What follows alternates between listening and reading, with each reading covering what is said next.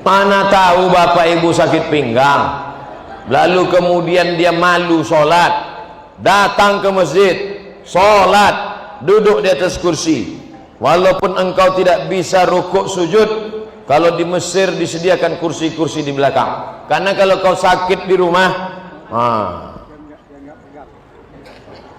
jangan langsung duduk dari awal, berdiri dulu. Allahu Akbar, berdiri. Bismillahirrahmanirrahim. Alhamdulillahi rabbil alamin. Sampai habis ayat. Inna a'tainakal kautsar fasalli li rabbika wanhar. Inna syani'aka huwal abtar. Rukuk tak bisa, langsung duduk. Allahu Akbar. Lalu rukuk. Allahu Akbar. Sami'allahu liman hamidah. Rabbana lakal. Sujud. Allahu Akbar. Lebih rendah dari rukuk. Kalau rukuk tadi sedikit, kalau sujud agak sedikit lagi. Tangannya tetap alal. Masih sholat pak? Makasih.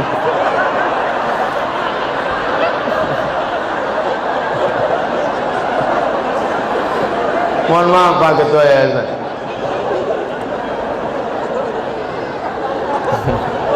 Sholat kok ngomong.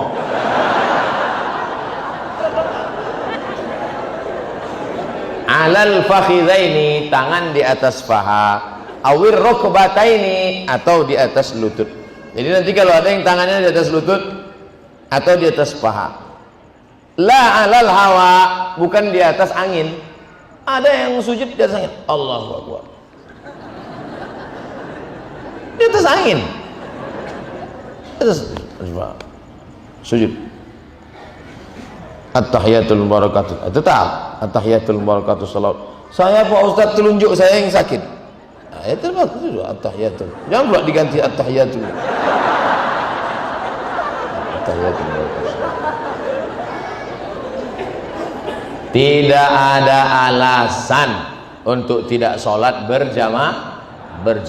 Dulu waktu sehat tidak mau ke masjid, sudah sakit baru dapat hidayah datang ke masjid.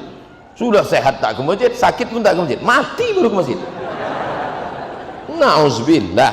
Tapi insya Allah yang hadir malam ini anak-anak muda semua. Amin. Kami yang tua Pak Ustadz, casingnya tua, signalnya tetap muda.